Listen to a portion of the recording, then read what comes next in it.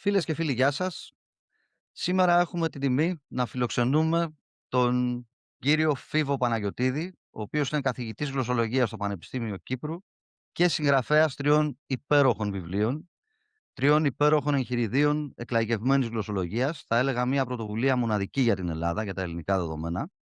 Είναι τρία βιβλία τα οποία επιτρέπουν στον κάθε άσχετο, όπως εγώ, ας πούμε, για παράδειγμα, ο οποίος δεν έχει καμία σχέση με τη γλωσσολογία και έχει επιφανειακές γνώσεις γύρω από τη γλώσσα, να εισχωρήσει στα άδυτα της γλώσσας και να δει πόσο ωραία μυστικά κρύβει η γλώσσα και πόσο λίγα ξέρουμε για τη γλώσσα.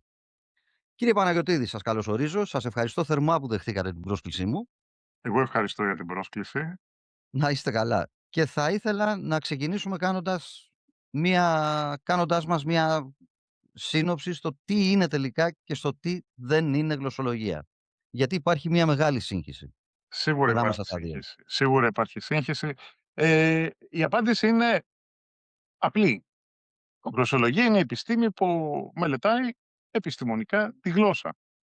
Και ταυτόχρονα είναι εύκολο να καταλάβει κανείς ότι είναι ένα πάρα πολύ ευρύ πεδίο, πολύ εκτεταμένο, γιατί πέρα από το τι είναι γλώσσα, πώς λειτουργεί, πώς τη χρησιμοποιούμε, ζητήματα γλώσσας και επικοινωνίας ή η γλώσσα στον εγκέφαλο, πώς κατακτούν τα παιδιά τη γλώσσα, πώς αλλάζει η γλώσσα διαχρονικά, οποιαδήποτε ανθρώπινη δραστηριότητα, δηλαδή όλες, που κατά κάποιο τρόπο χρησιμοποιεί τη γλώσσα ή επηρεάζει τη γλώσσα ή επηρεάζεται από τη γλώσσα, είναι αμέσως κλάδος της γλωσσολογίας. Ένα έτσι πολύ απλό παράδειγμα είναι η κοινωνιογλωσσολογία, που είναι ο κλάδος που μελετάει πώς η γλώσσα διαμορφώνει τις κοινωνικές σχέσεις και βέβαια πώς οι κοινωνικές σχέσεις επηρεάζουν τη γλώσσα. Μάλιστα. Λοιπόν, ακούμε πολλά. Δηλαδή, η γλώσσα είναι ένα θέμα το οποίο συζητιέται πολλές φορές, έρχεται πολλές φορές στην επιφάνεια. Συζητιέται κυρίως για να εγκομιάσουμε την ελληνική γλώσσα, το εύρος της ελληνικής γλώσσας, την απήχηση που έχει στον κόσμο. Η γλώσσα εμφανίζεται ως συζήτηση συνήθως συγκριτικά, όταν αφορά δηλαδή κάποια σύγκριση. Έχει γίνει εθνικό σύμβολο, κάπου δικαιολογημένα βέβαια, αλλά νομίζω ότι επικεντρώνοντας στο ότι είναι εθνικό σύμβολο, στο συνεχή εγκομιασμό, νομίζω ότι σαν έθνος δείχνουμε μία ανασφάλεια. Δηλαδή, ενώ η ελληνική γλώσσα έχει μια τεράστια ιστορία, όντως είναι μια γλώσσα με πάρα πολύ μεγάλο περιεχόμενο, μια γλώσσα που είναι περιζήτητη στο εξωτερικό και όχι για τουριστικούς ή επαγγελματικούς λόγους, απλά και μόνο επειδή προκαλεί δέος. Εμάς δεν μας φτάνει αυτό. Προσπαθούμε να βάλουμε και μύθους και άλλα, να υπερβάλλουμε για να κερδίσουμε τι? Να κερδίσουμε αυτοπεποίθηση? Τώρα αυτό είναι μια πάρα πολύ μεγάλη κουβέντα και θέτεται πάρα πολλά ζητήματα ταυτόχρονα. Ας το πιάσουμε από την αρχή. Η ελληνική γλώσσα είναι η γλώσσα στην οποία έχουν δημιουργηθεί, έχουν γραφτεί, όχι πάντα γραφτεί, έχουν δημιουργηθεί και έχουν παραχθεί, αν θέλετε, πολύ σπουδαία κείμενα για το ανθρώπινο γένος, να το θέσω έτσι. Και ξεκινάει κανείς όχι από τα προφανή, δηλαδή όχι από την αρχαία ελληνική γραμματεία, αλλά ξεκινάει από τα Ευαγγέλια, τα οποία είναι γραμμένα στα ελληνικά. Μιλώντας με όρους απήχησης πάντα, έτσι, και με όρους τι καταλαβαίνει κανείς που δεν μιλάει ελληνικά όταν ακούει για ελληνικά. Σε ένα δεύτερο φυσικά επίπεδο, πολύ κοντά στα Ευαγγέλια βρίσκεται η αρχαία ελληνική γραμματεία, η οποία είναι καθοριστική όχι μόνο για αυτό που αποκαλείται δεκτητικός πολιτισμός, αλλά και πανανθρώπινα. Ήταν εντυπωσιακό όταν πήγα στην Κίνα πόσο ενδιαφέρον υπάρχει για την αρχαία ελληνική γραμματεία. Βέβαια. Άρα πρόκειται για μια γλώσσα η οποία έχει διαρκή γραπτή καταγραφή εδώ και πάρα πολλούς αιώνες. Μία από τις πιο, ας το πούμε, μακροχρόνιες, αδιάκοπες σχεδόν ιστορίες γραφής. Έτσι πρωτογράφτηκε από ό,τι ξέρουμε μέχρι στιγμής με τη γραμμική Β και συνεχίζει να γράφεται. Άρα έχει μια μεγάλη μακραίωνη γραπτή ιστορία. Είναι η γλώσσα στην οποία έχουν γραφτεί τα κείμενα των τραγικών, τα ομηρικά έπι, ο Αριστοτέλης, ο Πλάτωνας. Βλέπετε, δεν είναι προτιμήσεις, έβαλα τον Αριστοτέλη πρώτο, έτσι. Και από Α, εντάξει, δικαιολογείται. Τα Λοιπόν, δεν χρονική Ευαγγέλια σειρά. και πάρα πολλά άλλα κείμενα. Θυμάμαι χαρακτηριστικά όταν η Ελλάδα εντάχθηκε στην ΕΟΚ το 1981, η εφημερίδα Le Monde έγραψε «Μπαίνει στην ΕΟΚ η χώρα που μας έδωσε τη φιλοκαλία». Δηλαδή τα ασκητικά κείμενα που συνοψίζουν κατά κάποιο τρόπο όχι μόνο βίους, αλλά και αποφθέγματα πατέρων της Εκκλησίας, κυρίως ασκητών. Και καταλαβαίνει κανείς όχι μόνο τη σημασία, αλλά και το εύρος της ελληνικής γραμματείας. Βεβαίως, η ελληνική γλώσσα και η ελληνική γραμματεία δεν είναι το ίδιο πράγμα. Η ελληνική γλώσσα είναι η γλώσσα στην οποία έχει γραφτεί η ελληνική γραμματεία και μάλιστα δεν είναι η ίδια γλώσσα, έτσι. Τα ομηρικά έπι και ο Βυζινός ή η Φιλοκαλία δεν είναι γραμμένα στο ίδιο γλωσσικό ιδίωμα, όπως και να το δει κανείς, έτσι, όπως και να το σκεφτεί κανείς. Λέγονται και οι δύο αυτές ποικιλίες ελληνικά, έχουν πολύ μεγάλες ομοιότητες μεταξύ τους, αλλά δεν είναι το ίδιο γλωσσικό ιδίωμα. Έχει άλλη γραμματική, άλλους κανόνες, άλλη προφορά, άλλο λεξιλόγιο κτλ. Ωστόσο, επειδή ακριβώς η ελληνική ταυτότητα εν πολλοίς έχει χτιστεί πάνω στη γλώσσα και έχει χτιστεί πάνω στη γλώσσα όχι λόγω των απαρεμφάτων της, των κατηγορηματικών μετοχών, των, ξέρω εγώ, τι να πω τώρα, των Όχι λόγω των γραμματικών στοιχείων της και των ναι, ή συντακτικών γιατί ξέρω στοιχείων. εγώ η λέξη για το ψωμί είναι άρτος, ξέρω εγώ. Αλλά ακριβώς λόγω της γραμματείας, αυτή η, αν θέλετε, σύγχυση μεταξύ γλώσσας και γραμματείας είναι κάτι το οποίο εξυπηρετεί την παγίωση και την επικύρωση, αν θέλετε, της ελληνικής ταυτότητας. Είμαστε αυτοί που μιλάμε αυτό που μιλάγανε εκείνοι που έγραψαν για την αρχαία εκκλησία ή στην αρχαία εκκλησία. Είμαστε αυτοί που μιλάμε το ίδιο πράγμα, έτσι, το ίδιο πράγμα σε πολλά εισαγωγικά εδώ, με αυτούς που έγραψαν την Ηλιάδα, την Οδύσσεια, το Θουκυδίδη, τον Ηρόδοτο, τις αρχαίες τραγωδίες, ό,τι άλλο θέλετε τέλος πάντων. Άρα, προτού μπούμε σε μια κριτική που δεν είναι και η ειδικότητά μου, της γλωσσικής ιδεολογίας και το πώς η γλωσσική ιδεολογία σχετίζεται με την έννοια της οικοδόμησης και επικύρωσης, να το πω έτσι, του ελληνικού έθνους, πρέπει να δούμε το πιο απλό. Αυτό που μπορώ να δω εγώ ως γλωσσολόγος, ότι η γραμματεία μιας γλώσσας δεν είναι η γλώσσα της. Θα φέρω ένα πολύ έτσι εύκολο παράδειγμα. Η αραβική γλώσσα δεν είναι το Κοράνι. Και το Κοράνι δεν είναι η αραβική γλώσσα. Θα μου πείτε ναι, αλλά λόγω ακριβώς του Κορανίου οι μουσουλμάνοι θεωρούν ότι η αραβική γλώσσα έχει ένα στάτους. Σαφώς.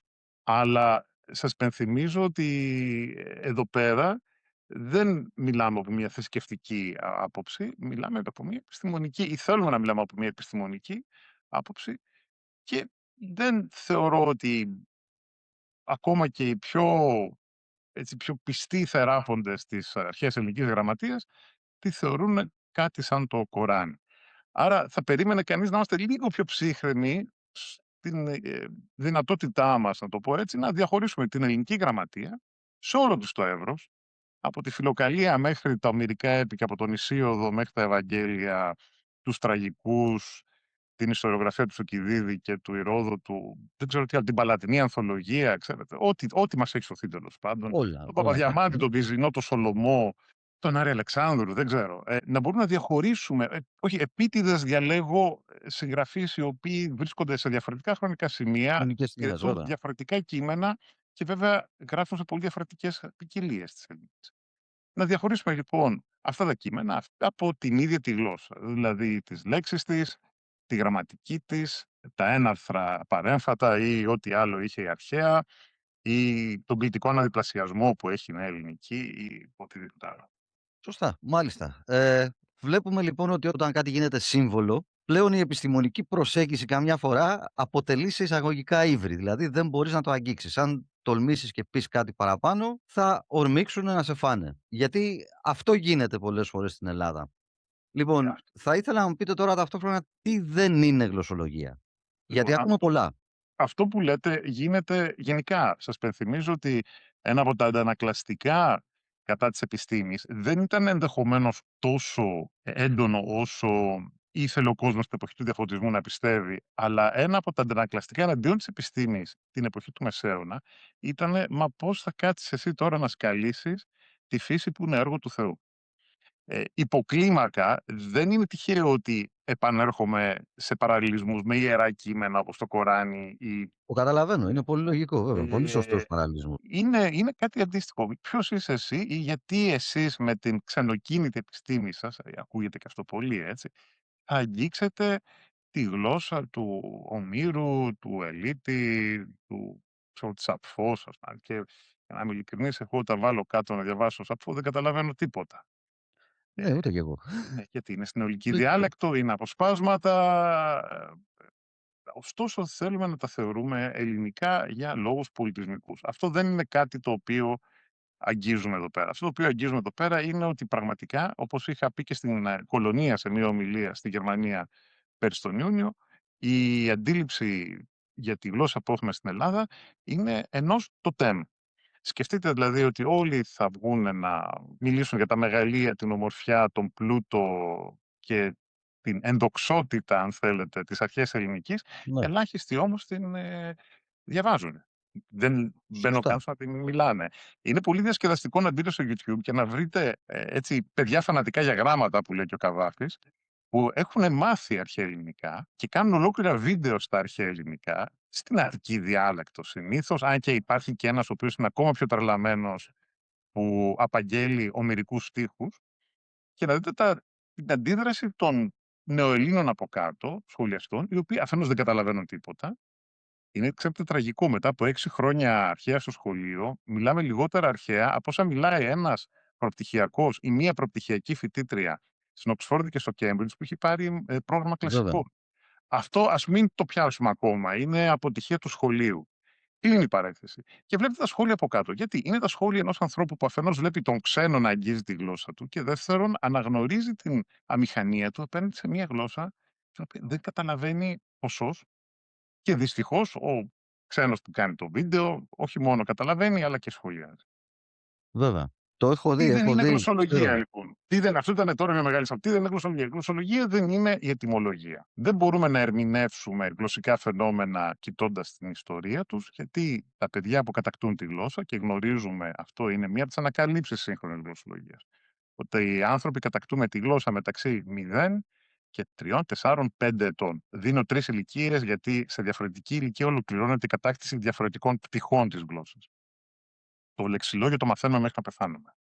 Αυτή λοιπόν η διαδικασία της γλωσσικής κατάκτησης είναι αυτή η οποία μας δίνει μια αυτοτελή μητρική, 2 αυτοτελείς μητρικές γλώσσες. Μητρικές γλώσσες εννοώ τις γλώσσες όχι απαραίτητα της μητέρας που μιλάμε ακριβώς επειδή έχουμε κατακτήσει μέσα στα πρώτα 3, 4, 5 χρόνια της ζωής. Συνεπώς, το να ξέρω εγώ ότι η λειτουργία στα αρχαία σήμαινε μορφή φορολόγησης ή ότι η λέξη πορτοκαλάδα συμπεριφέρεται όπως η λέξη εφημερίδα, γιατί η εφημερίδα προέρχεται από το τριτόκλητο είναι μια ενδιαφέρουσα πληροφορία, αλλά δεν εξηγεί, παραδείγματος χάρη, γιατί μπορούμε να κλείνουμε το πορτοκαλάδα σαν το εφημερίδα, αλλά δεν μπορούμε να κλείνουμε το πορτοκαλάδα σαν το μάνα. Άρα αυτό είναι το ένα πρόβλημα. Η γλωσσολογία δεν είναι ετυμολογία. Η ετυμολογία είναι ένα πολύ μικρό μέρος της ιστορικής γλωσσολογίας. Η ιστορική γλωσσολογία μελετάει το πώς αλλάζει και γιατί αλλάζει η γλώσσα και όπως καταλαβαίνετε μέρος αυτού του κλάδου της γλωσσολογίας θα είναι η ιστορία των λέξεων. Δεύτερον, η γλωσσολογία δεν είναι φιλολογία. Δεν μελετάμε κείμενα, δεν ασχολούμαστε με τα κείμενα. Και εκεί υπάρχει μεγάλη σύγχυση στη Ναι, γλωσσολογία με τη φιλολογία. δεν είμαστε φιλόλογοι. Η φιλολογία είναι μια αυτοτελής, ε, ένας αυτοτελής κλάδος, έτσι, επιστημονικός κλάδος, ο οποίος πρωτίστως ασχολείται με την έκδοση και την ερμηνεία κειμένων. Λέω έκδοση γιατί μιλάω για κείμενα τα οποία μας έχουν παραδοθεί χειρογράφος, ξέρετε τώρα που υπάρχει μια ολόκληρη συζήτηση για το τι αλλαγές έχουν εισαχθεί αργότερα, τι έχει παραλυφθεί από τους αντιγράφους κτλ. Άρα, η γλωσσολογία δεν είναι ετυμολογία, η γλωσσολογία δεν είναι φιλολογία, η γλωσσολογία δεν είναι διόρθωση, δεν είναι ρύθμιση, δεν είναι να σας πω εγώ πώς θα μιλάτε. Σαφώς και οι κοινωνίες της γραφής από την Κίνα και τον αραβικό κόσμο μέχρι την αρχαία Ινδία με τα σανσκριτικά, τον σύγχρονο αγγλόφωνο κόσμο την Ελλάδα, τη Γερμανία, τη Γαλλία, δηλαδή μιλάω τώρα για κοινωνίες οι οποίες έχουν πίσω τους γραφή και κείμενα, ενδιαφέρεται για τη ρύθμιση. Αυτό δεν έχει να κάνει με την κοινωνία και την πολιτική και εν μέρει με την ιδεολογία. Καλό είναι η ρύθμιση να λαμβάνει υπόψη της τα πορίσματα της γλωσσολογίας. Δεν συμβαίνει συνήθως. Δεν συμβαίνει σχεδόν ποτέ. Και όχι μόνο στην Ελλάδα, και αλλού. Αλλά δεν είναι αυτή η δουλειά μας. Θα σου το θέσω αλλιώς. Αν πάω να κάνω πλαστική για να κόψω τη μύτη μου, δεν το σκοπεύω, αλλά έτσι πως είναι, τέλος πάντων, δεν πρόκειται να πω ότι η περίπτωσή μου εμπίπτει, ας το πούμε, στην ειδικότητα της αναισθησιολογίας, αλλά σαφώς θα χρειαστώ αναισθησιολόγο όταν θα πάει να γίνει επέμβαση. Το παράδειγμα δεν είναι τόσο χαζό όσο ακούγεται, γιατί ακριβώς ο ρόλος των γλωσσολόγων στη ρύθμιση, αυτή η ποικιλία αντί για την άλλη, αυτός ο τύπος αντί για αυτόν, αυτή η ορθογράφηση αντί για την άλλη, δεν είναι κάτι που αφορά τους γλωσσολόγους, όπως οι αναισθησιολόγοι δεν κοντένουν μύτες ή δεν κάνουν λιπαναρροφήσεις. Ταυτόχρονα όμως είναι απαραίτητοι οι αναισθησιολόγοι σε αυτές τις Βέβαια. επεμβάσεις. Κάπως έτσι θα έπρεπε να λειτουργεί. Άρα, όλα αυτά που νομίζουμε ότι είναι γλωσσολογία στην Ελλάδα, δηλαδή, είσαι γλωσσολόγος, να προσέχω πώς μιλάω, ρύθμιση. Είσαι γλωσσολόγος, πες μου από πού προέρχεται η λέξη καλαμπαλίκι, ετυμολογία. Είσαι γλωσσολόγος, θέλω να μου πεις για αυτό το κείμενο, για αυτή την ορθογράφηση, για το αν γράφεται ορθοπαιδικός με ή με αλφαγιώτα. Λάθος πόρτα χτυπάμε. Σωστά. Λοιπόν, λάθος πόρτα χτυπάμε. Το θέμα είναι ότι τη χτυπάμε τη λάθος πόρτα. Ξεχάσατε να πείτε σε όλα αυτά ότι την πιο κλασική και πιο μπανάλ ερώτηση. Πόσες γλώσσες μιλάς? Όταν πεις ότι είσαι γλωσσολόγος, Αυτό συνήθως δεν συμβαίνει σε δεν ελληνόφωνα συμβαίνει. κοινά. Αυτό γίνεται στα αγγλικά γιατί linguist. Παλιότερα σήμαινε ακριβώς ο γλωσσομαθής. Δηλαδή δεν με έχουν ρωτήσει ποτέ. Το μόνο που με ρωτάνε είναι πρέπει να ξέρεις μια γλώσσα για να τη μελετήσεις. Δηλαδή θα με ρωτήσουν πόσες γλώσσες μιλάω, δεν μιλάω πολλές. Ναι. Για να Εντάξει, αυτό έχει μια καταλάβουν. λογική. Το Ναι, να ξέρεις δηλαδή τη αλλά γλώσσα το για την. πόσες γλώσσες μιλάς δεν το έχω ακούσει από μη αγγλόφωνο ή μη γαλλόφωνο κοινό. Ενδεχομένως, όπως σας είπα, γιατί παλιότερα και στα γαλλικά και στα αγγλικά linguist ή linguist ήταν ο γλωσσομαθής. Δηλαδή λέγανε για κάποιον διπλωμάτη ότι ήταν linguist, έτσι, γιατί μιλάει, ξέρω εγώ, 15 γλώσσες. Τι έχει να κερδίσει κάποιος, για ποιο λόγο δηλαδή να ασχοληθεί κάποιος με τη γλωσσολογία? Για να μάθει τι? Η γλωσσολογία Τι έχει θα το εξής. προτείνατε? Ναι, έχει το εξής πολύ ενδιαφέρον, ότι μέσα σε πολύ μικρό χρονικό διάστημα έχει κάνει πολύ ενδιαφέρουσες ανακαλύψεις και τις έκανε μαζεμένες. Ξέρετε, είναι αυτό που λέμε άργησε να οριμάσει, αλλά πήρε φόρα. Αλλά πήρε φόρα Ναι, και δεν σταματιέται. ακριβώς. Είναι εντυπωσιακό το ότι η εικόνα που έχουμε για τη γλώσσα ακριβώς φιλτράρεται, αν όχι καθορίζεται μέσα από τη γλωσσική ιδεολογία. Αυτό δεν συμβαίνει μόνο στην Ελλάδα. Συμβαίνει, επαναλαμβάνω, σε κάθε κοινωνία που έχει γραφεί ανάγνωση και κείμενα για τα οποία περηφανεύεται. Δηλαδή, σας έδωσα ένα δείγμα από τον αραβικό κόσμο, ο αγγλόφωνος κόσμος έχει αντίστοιχα ζητήματα. Για τη γαλλοφωνία δεν το συζητάμε, είναι σχεδόν σαν οργανωμένη Αυτό, η θρησκεία, γαλλοφωνία είναι έτσι. κάτι άλλο, αλλά έχει πολιτική Αγκοφωνία, έτσι, είναι εξήγηση. σχεδόν Ναι. οργανωμένη θρησκεία, έτσι. Εμ, η στάση των Κινέζων απέναντι στη γλώσσα τους διαμορφώνεται από το ότι η η γραφή της κινέζικης είναι στοιχείο ενότητας, όπως και η πολιτική ενότητα του κράτους στους τελευταίους 22 αιώνες, 23, δεν ξέρω πόσους αιώνες υπάρχει η ενιαία Κίνα. Οπότε κάθε κοινωνία έχει τα σκαλώματά της, να το πω έτσι. Γιατί λοιπόν να κάνουμε γλωσσολογία? Να κάνουμε γλωσσολογία γιατί ακριβώς επειδή είμαστε βουτυγμένοι μέσα στη γλώσσα, δεν έχουμε καμία επίγνωση του πόσο ιδιαίτερη και πόσο ιδιόμορφη είναι η γλώσσα. Όχι θρύλος, με μια παραβολή που χρησιμοποιούμε συνήθως, είναι ότι αν κατέβαινε κάποιος εξωγήινος και μας μελετούσε, θα διαπίστωνε δύο πολύ ενδιαφέροντα πράγματα. Πρώτον, ότι η γλώσσα είναι κάτι που έχει πάρα πολύ συγκεκριμένα σχεδιαστικά χαρακτηριστικά. Δεν είναι κάτι αόριστο και υπερβατικό που τα αγκαλιάζει όλα και ταυτίζεται με το νόημα ή όλες αυτές τις φαντασιώσεις των Γερμανών ιδεαλιστών, ας πούμε, και όχι μόνο των Γερμανών ιδεαλιστών. Η γλώσσα είναι ένα πάρα πολύ συγκεκριμένο εργαλείο που έχουμε οι άνθρωποι. είναι για τους ανθρώπους ό,τι είναι για τους ελέφαντες οι προβοσκίδες. Δηλαδή, σκεφτείτε την προβοσκίδα. Η προβοσκίδα είναι μια προέκταση της μύτης του ελέφαντα. Βλέπετε πάλι εδώ γυρίσαμε. Χρησιμοποιείται όμως για να πίνουν νερό, χρησιμοποιείται για να μετακινούν αντικείμενα. Έτσι, μπορεί να κουβαλήσει ξύλα ή να μετακινήσει πέτρες ο ελέφαντας. Και βέβαια χρησιμοποιείται και για κοινωνικοποίηση. Οι ελέφαντες αγγίζοντας τις προβοσκίδες τους ή αγγίζοντας με την προβοσκίδα τους άλλους ελέφαντες, με διαφορετικούς τρόπους δηλώνουν διαφορετικές σχέσεις κοινωνικές. Για έναν ελέφαντα είναι αυτονόητο ότι από εκεί που αναπνέω, πίνω και νερό και μετακινώ και ξύλα και πιάνω την ώρα της μαμάς μου, λέω τώρα. Για εμάς που δεν είμαστε ελέφαντες είναι κάτι αξιοσημείωτο. Κάπως έτσι είναι και η γλώσσα. Η γλώσσα σε καμία περίπτωση δεν είναι κάτι υπερβατικό και επαναλαμβάνω και εθέριο. Και αυτό το καταλαβαίνουμε όταν αρχίσουμε να μελετάμε τις γλώσσες. Ένα δεύτερο πράγμα που θα βλέπαν αυτοί οι εξωγήινοι, ας πούμε, είναι ότι πάνω κάτω όλες οι ανθρώπινες γλώσσες είναι ίδιες.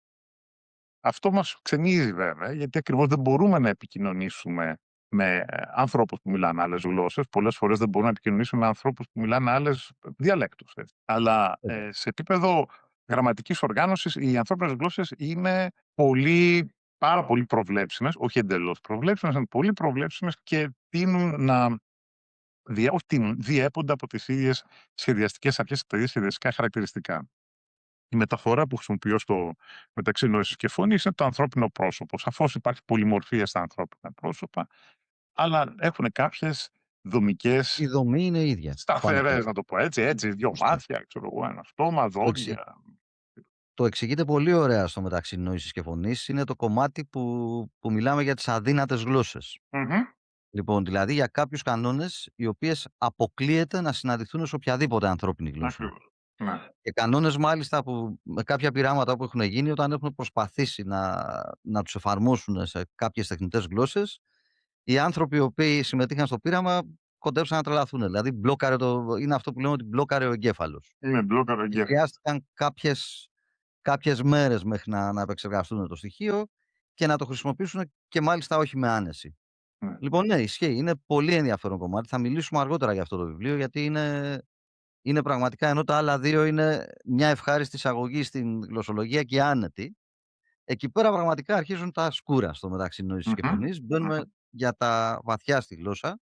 Το παράδειγμα που δίνεται με τη μηχανή του αυτοκινήτου, δηλαδή ότι πλέον σταματάμε αν μπροστά μας είχαμε ένα αυτοκίνητο και ένας πατέρας εξηγούσε στο γιο του το πώς λειτουργεί το αυτοκίνητο, μέχρι εκείνη τη στιγμή του έδειχνε το flash, τις ταχύτητες, το πώς μετακινείται η καρέκλα του οδηγού μπροστά και πίσω και πηγαίνει και το ανοίγει το καπό και του λέει: «Έλα τώρα να σου δείξω τη μηχανή, το πώς δουλεύει η μηχανή». Και εκεί καταλαβαίνουμε το πόσα ωραία πράγματα κρύβει η γλώσσα και το πόσο ενδιαφέροντα πράγματα και το πώς πλέον λειτουργεί η γλώσσα ως εργαλείο. Και τουλάχιστον εμένα αυτό ήταν. Σε εκείνο το σημείο ήταν που πλέον σε αρκετά μεγάλη ηλικία είπα ότι θα αρχίσω να ασχολούμαι με τη γλωσσολογία. Και σιγά σιγά άρχισαν και κατέρεαν διάφοροι μύθοι από αυτούς που ακούμε όταν ανοίγουμε τις τηλεοράσεις. Ορισμένους από αυτούς βέβαια είναι και εντυπωσιακοί. Είναι ωραία να τους παρακολουθήσεις το βράδυ λίγο πριν κοιμηθείς, με τιμολογίες και με διάφορα τέτοια, αλλά όταν τα έχεις δει τα πράγματα από μέσα, αρχίζει πλέον η αναθεώρηση. Νομίζω λοιπόν ωστόσο ότι στην Ελλάδα, επειδή πραγματικά υπάρχει ένα μεγάλο εύρος της γλώσσας μας, επειδή η ελληνική γλώσσα είναι πλούσια, επειδή είναι όλα αυτά που είπαμε πριν από λίγο, ότι θα έπρεπε πλέον η γλωσσολογία να αρχίσει να μας απασχολεί όλο και περισσότερο. Τι λέτε, θα μπορούσε ας πούμε να μπει στα σχολεία, να ξεκινάμε από τα Εντάξει, παιδικά χρόνια? ήδη η διδασκαλία της γλώσσας γίνεται με κάποιο πασπάλισμα βασικών αρχών της γλωσσολογίας. Όταν λέω ήδη, εδώ και περίπου 30-35 χρόνια, ίσως και παραπάνω. Η εισαγωγή του μαθήματος της γλωσσολογίας στα σχολεία είναι κάτι που έχει απασχολήσει συναδέλφους σε όλο τον κόσμο. Έχουν υπάρξει πειραματικά προγράμματα και στις Ηνωμένες Πολιτείες και στη Βρετανία και νομίζω στη Γερμανία. Υπάρχει το πολύ ωραίο διδακτικό εγχειρίδιο που έγραψε η Νορβηγίδα συνάδελφος Κριστίν Μέλου Μέιντε με σκοπό κάποια στιγμή να χρησιμοποιηθεί σε σχολεία. Νομίζω το ζήτημα δεν είναι τόσο πολύ να μπει η γλωσσολογία στο σχολείο, προσωπική μου άποψη. Είναι να μπει η γλωσσολογία στον δημόσιο λόγο περί γλώσσας. Πολύ σωστά. Γιατί από εκεί απουσιάζει. Πολύ Ε, σωστά. Στο σχολείο, δε ωστόσο, μπορούν σταδιακά, τμηματικά, όχι να μπει σαν ξεχωριστό μάθημα, τουλάχιστον στις μικρότερες τάξεις, αλλά μπορούν να μπαίνουν κάποια ερεθίσματα. Ευχής έργο θα Ναι. ήτανε και οι συναδέλφες και οι συνάδελφοι στο Αριστοτέλειο και στο Καποδιστριακό φέτος οργάνωσαν τη δεύτερη Ολυμπιάδα Γλωσσολογίας, των οποίων οι Ολυμπιονίκες, ας τους πούμε, θα πάνε στη Διεθνή Ολυμπιάδα Γλωσσολογίας Πολύ μεταξύ ωραίο. παιδιών του σχολείου. Είναι μια προσπάθεια η οποία όχι απλώς είναι αξιέπαινη, είναι παραπάνω από αξιέπαινη. Αλλά επαναλαμβάνω ότι το βασικό στίχημα στην Ελλάδα είναι να ακούγονται οι γλωσσολόγοι στη δημόσια συζήτηση και στο δημόσιο λόγο περί γλώσσας. Και το λέω ως εξής. Εγώ είμαι θεωρητικός γλωσσολόγος. Θεωρητικοί γλωσσολόγοι είμαστε εμείς που ασχολούμαστε με το τι είναι γλώσσα και τι κάνει. Με τη γλώσσα καθεαυτή. Υπάρχουν όμως κλάδοι της γλωσσολογίας, οι οποίοι είναι κρίσιμοι, ας πούμε, στο σχεδιασμό γλωσσικών πολιτικών. Υπάρχει έρευνα που κάνουν οι κοινογλωσσολόγοι σχετικά, παραδείγματος χάρη, με το πώς χρησιμοποιούνται οι διάφορες γλωσσικές ποικιλίες εντός και εκτός σχολείου, στη γειτονιά κτλ. Υπάρχουν ιστορικοί γλωσσολόγοι, οι οποίοι μπορούν να σας πούνε 5 πράγματα για τη γλωσσική αλλαγή και να μην διαβάζουμε τέρατα όπως «Ναι, αλλά αυτό μπορούμε να το πούμε στην καθαρεύουσα». Όταν κάποιος σας λέει «Ναι, αυτό μπορούμε να το πούμε στην καθαρεύουσα», είναι προβληματικό, γιατί η καθαρεύουσα δεν υπήρξε ποτέ ποικιλία γλωσσική με φυσικές ομιλήτρες και φυσικούς ομιλητές. Ήταν μια τεχνητή ποικιλία. Ένα τεχνητό Βέβαια. κατασκεύασμα. Καταρχήν Θέλω αυτό να που λέτε τώρα είναι κάτι που περιέχει επιβολή. Και όταν κάτι περιέχει επιβολή, δηλαδή ναι, μπορείς να το πεις και έτσι θεωρητικά. Εάν κάποιος σε πιέσει και αν υπάρχει κάποιος λόγος, μπορείς να το πεις και έτσι. Μπορείς να το πεις με πολλούς λόγους. Το θέμα είναι ότι ο κάθε άνθρωπος, κατά κάποιο τρόπο, όταν μιλάει, κάνει κάποια αυθαίρετη και αυθόρμητη επιλογή στον τρόπο ομιλίας. Από κάπου δηλαδή παίρνει ερέθισμα για να χρησιμοποιήσει τη συγκεκριμένη λέξη και όχι κάποια άλλη. Η επιβολή νομίζω ότι χαλάει λιγάκι τα πράγματα. Και εδώ θα ήθελα να πω, ας πούμε, μιλάμε για τις λέξεις δάνεια, έτσι, για τις ξένες ναι. λέξεις στην ελληνική γλώσσα. Έρχεται ο άλλος και σου λέει ότι μα γιατί χρησιμοποιούν ξένες λέξεις αφού έχουμε τόσες πολλές στην ελληνική. Εντάξει, μπορεί κάποιο να ανασύρει μια λέξη από τα αρχαία ελληνικά για να εκφράσει μια σημερινή έκφραση τη pop κουλτούρα, α πούμε.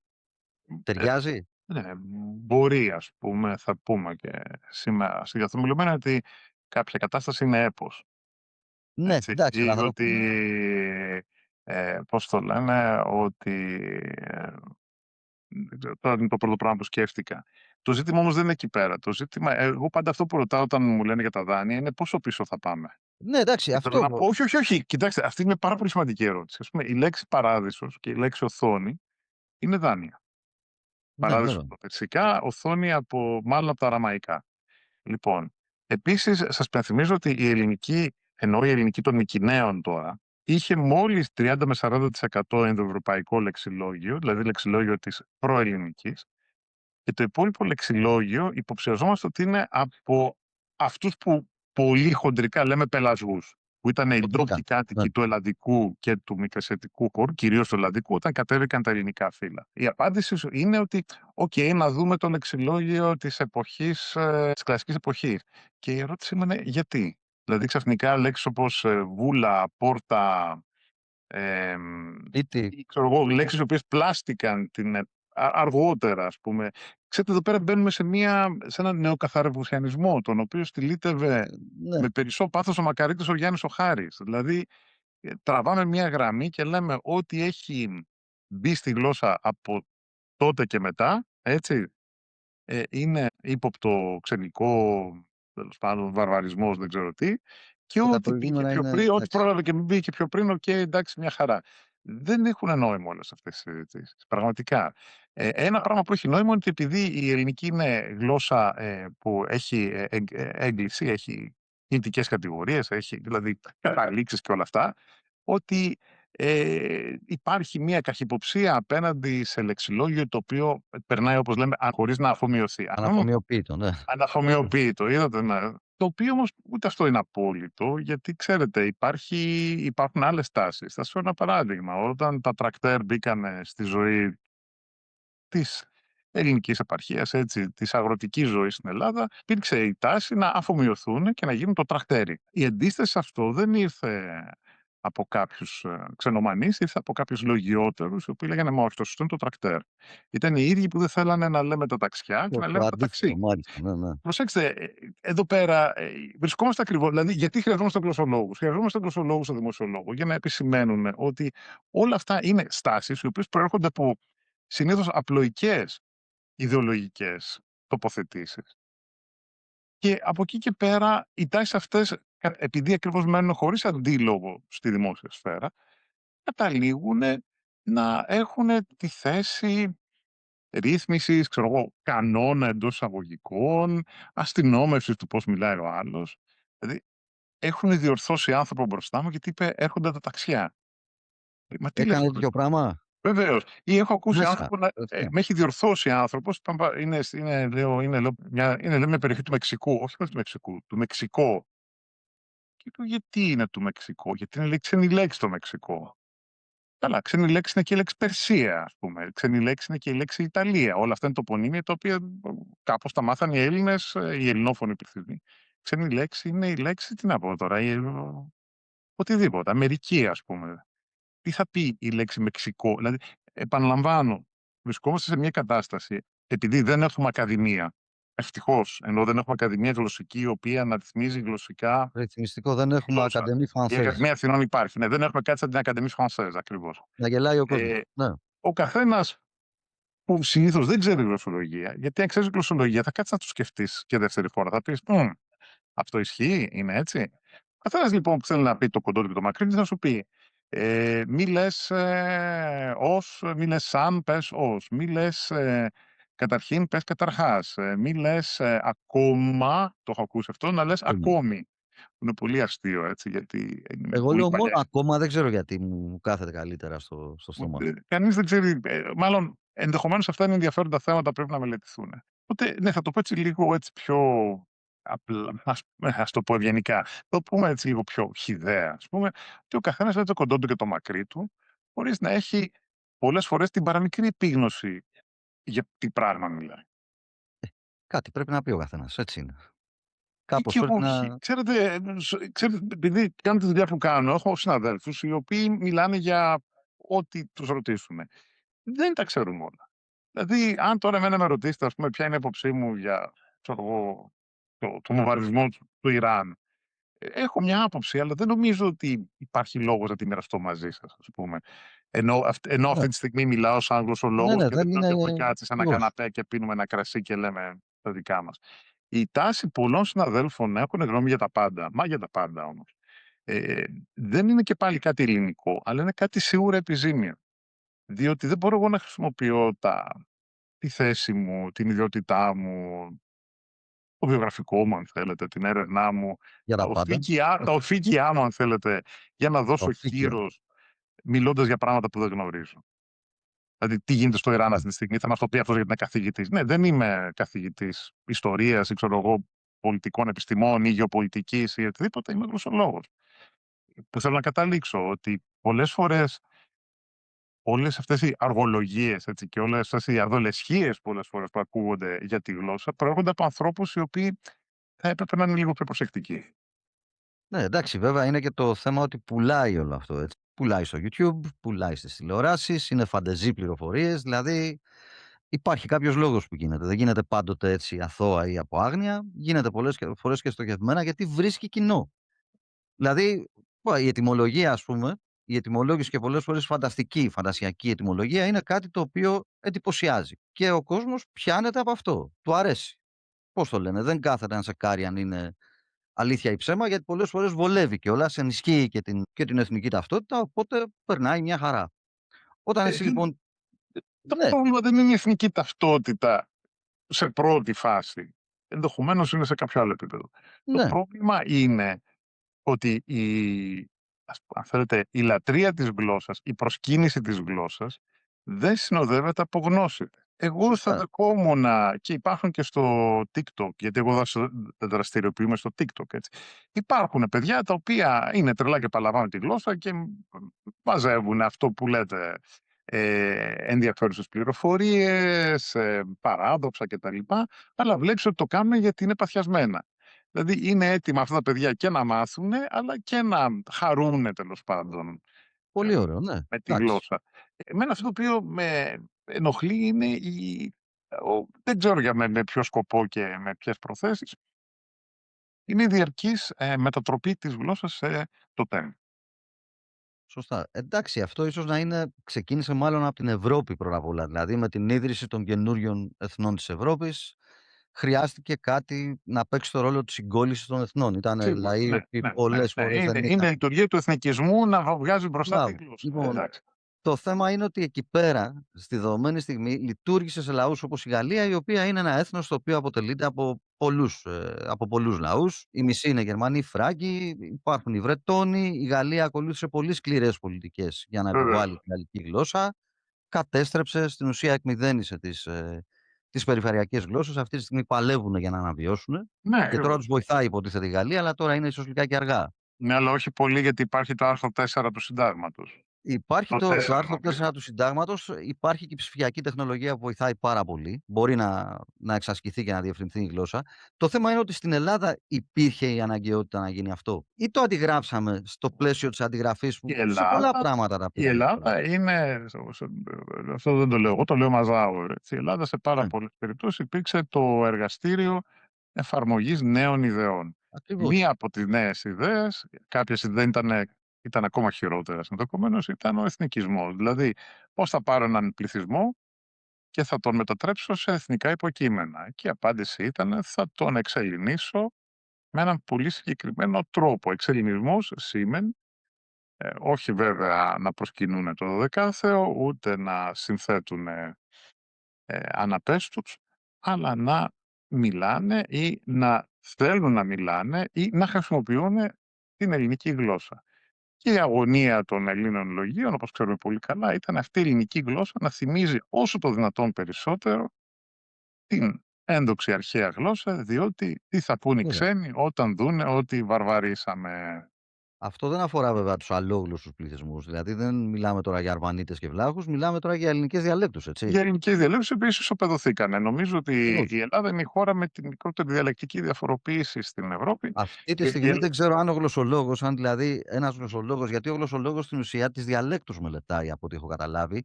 Οι επίσημες γλώσσες, εντάξει, οι επίσημες γλώσσες είναι κάτι το οποίο το βάζεις κάτω και το μελετάς.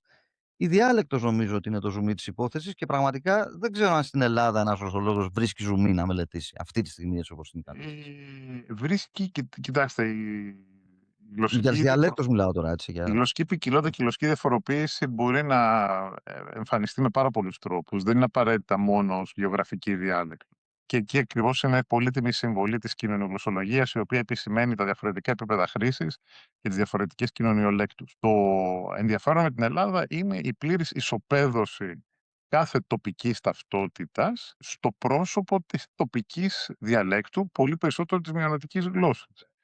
Δηλαδή, φτάσαμε στο παράδοξο να θεωρείται ότι κάποιος ο οποίος μιλάει μία ντόπια διάλεκτο, η οποία υπάρχει και καλλιεργείται και ζει σε έναν τόπο επί αιώνες, να θεωρείται ότι δεν είναι ακριβώς ελληνικό αυτό που συμβαίνει, ας πούμε, και αυτό που μιλάτε δεν είναι ακριβώς ελληνικό και καλύτερα ναι. να μην μιλάτε σαν εκεί πέρα έμπαινε ο κατάλληλος πώς το λένε, η κατάλληλη προσβολή, ας πούμε, σαν Βέβαια, οι Βλάχος, σαν Δευτεράτσες, το πατουά. Παπαγιάτης. Γινόταν το πατουά της Ελλάδας στην Ναι, προκειμένη ναι. περίπτωση. Αυτό Σε αυτή την περίπτωση, δηλαδή όπως η μικρή Ελλάδα αντέγραψε την βαβαρική γραφειοκρατία, αντέγραψε την γαλλική εθνική ιδεολογία αυτό. και όχι τη γερμανική, ας πούμε. Και αυτό το πληρώνουμε σε τα λιράκια μέχρι και σήμερα. Δηλαδή η Ελλάδα είναι η μόνη, όχι η μόνη, είναι μία από τις 3-4 χώρες Ευρωπαϊκής Ένωσης που δεν έχει υπογράψει τη σύμβαση για τις μειονοτικές γλώσσες. Πολύ περισσότερο να την επικυρώσει. Κάποιες χώρες κάναν κάτι πιο πονηρό, την υπέγραψαν και δεν την επικυρώσαν, γιατί, όπως η Γαλλία, ας πούμε, γιατί δεν το επιτρέπει το Σύνταγμα. Αλλά έτσι ερμηνεύει το Σύνταγμα. Αλλά είναι ενδιαφέρον ότι η Ελλάδα έχει ως πολιτική να περιχαρακώνει τουλάχιστον, δεν θα πω καταπιέζει, θα πω περιχαρακώνει τουλάχιστον τις μειονοτικές γλώσσες και τις ντόπιες ποικιλίες.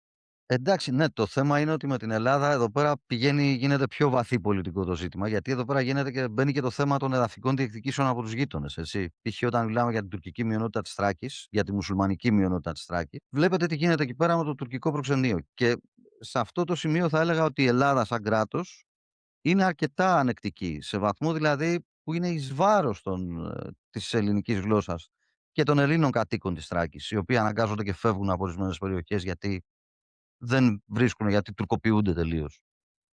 Δεν είμαι Δεν καθόλου ξέρω. σίγουρος. Δεν ξέρω, δεν νομίζω να δεν είναι ακριβώς έτσι η εικόνα. Μάλλον δεν είμαι καθόλου σίγουρος ότι είναι έτσι η εικόνα. Αυτό το οποίο έχει συμβεί στη Θράκη είναι ότι η Θράκη έχει και συγκεκριμένα οι μουσουλμανικοί πληθυσμοί της Θράκης, κυρίως Τούρκοι, έτσι, δεν είναι το πράγμα, δεν είναι το όνομά τους, έχουν υποστεί τις παλινοδίες του ελληνικού κράτους. Δηλαδή, όταν το ελληνικό κράτος ήθελε να τους βαφτίσει όλους τους Τούρκους, τους βάφτιζε όλους τους Τούρκους. Μετά αποφάσισε ότι είναι Ναι, μουσουλμάνοι, ναι, γιατί ναι, τα θυμήθηκε τη έκανε. συνθήκη της Λοζάνης.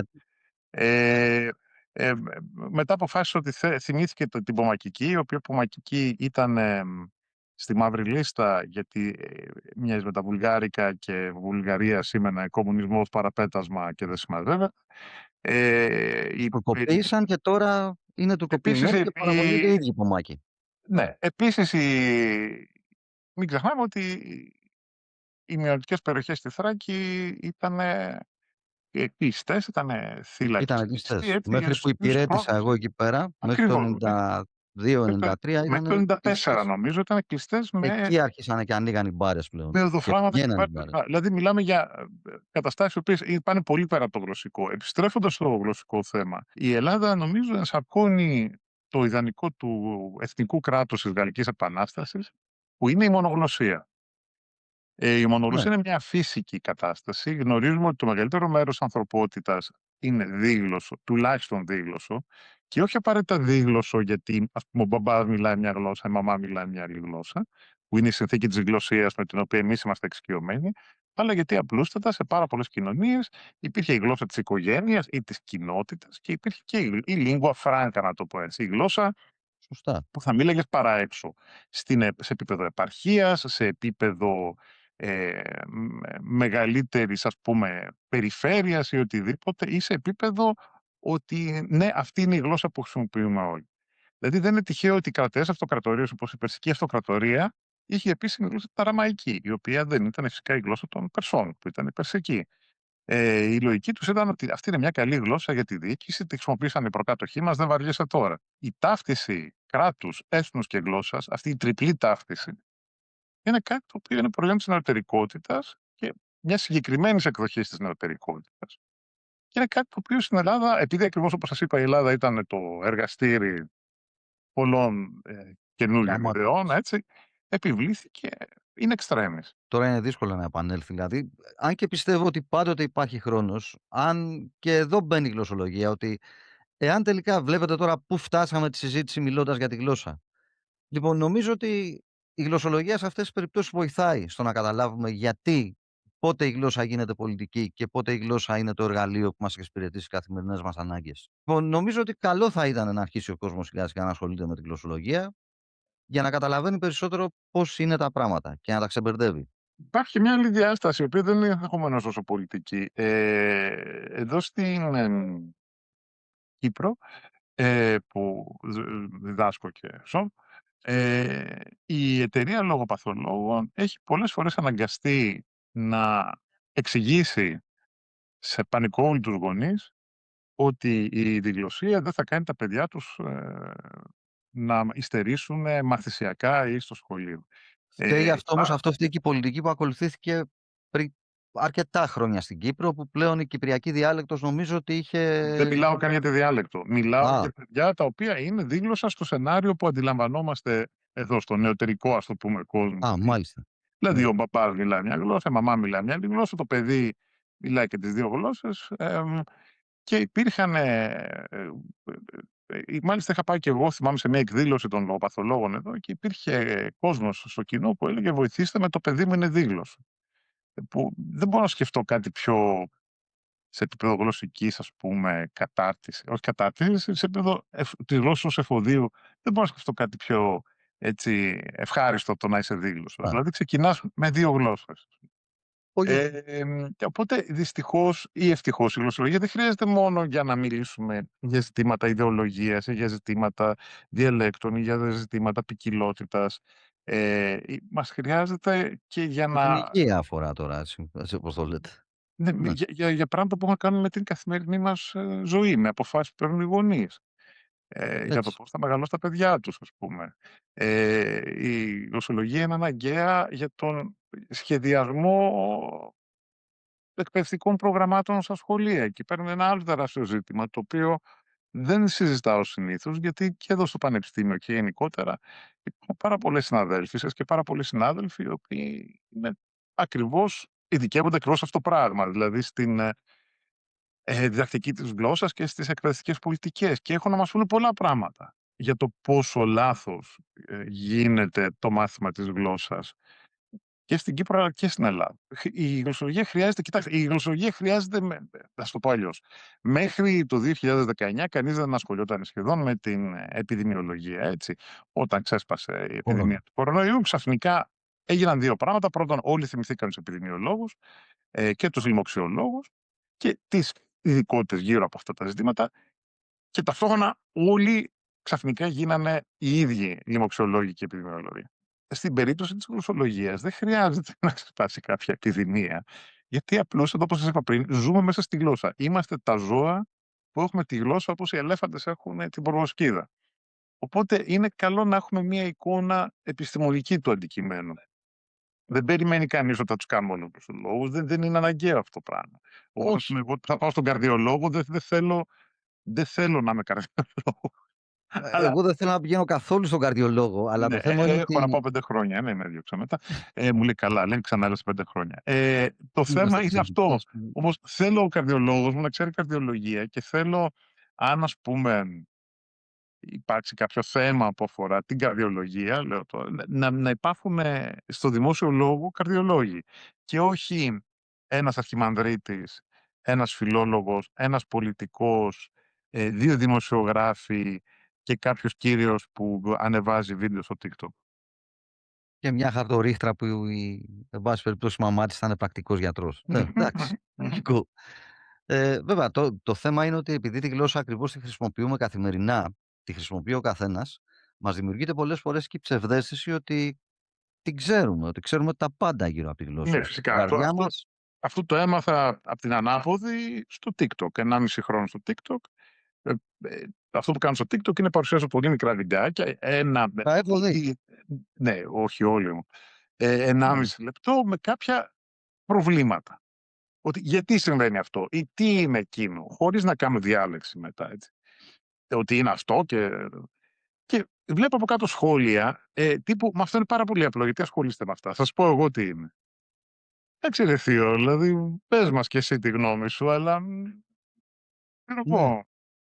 Δηλαδή και πάλι, για να μιλήσω πάλι με παραλληλισμούς ιατρικούς, αν έρθει, τι να πω τώρα, ο οδοντίατρος και μου πει, διαλέγω ανώδυνες, σχετικά ανώδυνες, ειδικώς, Σχετικά. Καλά το είπατε γιατί ναι, εντάξει, ναι. και μου πει: «Κοίτα να δεις, αυτό που συμβαίνει δεν μπορώ να το εξηγήσω». Δεν θα πω εγώ το πω: «Έλα ρε εσύ τώρα Γιώργο, τώρα πλάκα κάνεις, να κοίτα εδώ Πω είναι εγώ αυτό». τι γίνεται εδώ πέρα, ναι. Τελείωσε. Κάπως έτσι. Έτσι είναι. Μάλιστα. Λοιπόν, να έρθουμε λίγο στα βιβλία σας. Να έρθω. Καταρχήν, λοιπόν, να τα δείξουμε κιόλας. Εδώ, το πρώτο είναι το «Μίλα μου για γλώσσα». Μμμ. Πολύ ωραίο βιβλίο. Είναι πολύ εύκολο στο διάβασμα και γίνεται αμέσως πάρα πολύ διευκρινιστικό. Το δεύτερο είναι το «Μέσα από τις λέξεις». Η συνέχεια, και αυτό είναι σχετικά εύπεπτο, δηλαδή κάποιος ο οποίος είναι πολύ ήπια εισαγωγή, πολύ ευχάριστη και αρχίζεις κατευθείαν, δηλαδή από τις πρώτες σελίδες αρχίζουν και εξηγούνται πράγματα για την γλωσσολογία. Το τρίτο, κύριε Παναγιωτίδη, θα το δείξετε εσείς, Λοιπόν, γιατί δεν το ξέρω πού τρίτο είναι βρίσκεται. αυτό, Λοιπόν, το οποίο είναι και το πιο πρόσφατο, του 2023.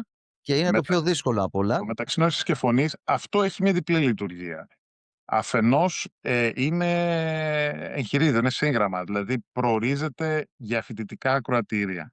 Όμως είναι γραμμένο με έναν τρόπο, που τα 3 πρώτα κεφάλαια, αν είναι κάποιος φανατικός ολόκληρο, αλλά τουλάχιστον τα 3 πρώτα κεφάλαια, δηλαδή το κεφάλαιο «Τι είναι γλώσσα», το κεφάλαιο που μιλάει για το πώς λειτουργεί η γλώσσα, το κεφάλαιο που μιλάει για την γλωσσική ποικιλότητα, γιατί μιλάμε διαφορετικές γλώσσες, γιατί υπάρχουν διάλεκτοι, είναι κεφάλαια τα οποία μπορεί να διαβάσει κάποιος ο οποίος θέλει να εμβαθύνει σε ζητήματα γλωσσικά και θέλει να έχει μια εικόνα η οποία πάει πέρα από τις διάφορες γενικολογίες και πολλές φορές πλάνες που κυκλοφορούν. Αν θέλετε, αυτό είναι ένα βιβλίο το οποίο απευθύνεται σε 3 κατηγορίες ανθρώπων. Άτομα τα οποία σπουδάζουν κάτι σχετικό με τη γλώσσα, άρα ως εγχειρίδιο, γι' αυτό είναι και διατίθεται ως εγχειρίδιο, ως έγγραμμα. Η δεύτερη κατηγορία είναι άτομα τα οποία διαβάσαν αυτό, ενδεχομένως και αυτό, έτσι, και είπανε «Α, ωραία, για να δούμε κάτι παραπάνω». Και η τρίτη κατηγορία είναι άτομα τα οποία ασχολούνται με την επιστήμη, με τη δημοσιογραφία, με οτιδήποτε και τους έχει φωτίσει ο Θεός να αναρωτηθούν άραγε τι λένε οι γλωσσολόγοι για τη γλώσσα. Γιατί επαναλαμβάνω για πολλωστή φορά στο δημόσιο λόγο ακούμε τι λένε όλοι οι υπόλοιποι για τη γλώσσα. Έτσι είναι. Αυτή είναι Ακούμε η τι λέμε λειτουργία εμείς. εδώ του μεταξύ νόησης και φωνής. Εμένα, το έχω πει κάποτε, αυτό είναι το αγαπημένο μου, δηλαδή το γράψα με πολύ αγάπη αυτό το βιβλίο, αλλά θα συμφωνήσω ότι αυτό είναι το καλύτερο. Δηλαδή θεωρώ ότι αυτό Αυτό είναι είναι που μπαίνεις με πλέον στα διαφορά. βαθιά. Είναι... Δεν είναι μόνο αυτό, είναι και πιο καλογραμμένο γιατί έγινε και με τη συμβολή του Δημήτρη του Κοτοπούλη, ο οποίος δεν έκανε απλώς Ναι. επιμέλεια. Κάποια κεφάλαια τα γράψαμε σχεδόν μαζί, ας πούμε, και ήταν πολύ σημαντικό γιατί είναι ένας άνθρωπος ο οποίος ακριβώς ως φοιτητής γλωσσολογίας, ήταν διδακτορικός φοιτητής όταν τώρα έχει τελειώσει, όταν το γράψαμε, είχε την ικανότητα να με τραβάει λίγο προς τα πίσω ότι ναι, αλλά αυτό είναι κάτι που αφορά τον κόσμο. Ναι, αλλά αυτό ίσως πρέπει να τα εξηγηθεί αλλιώς.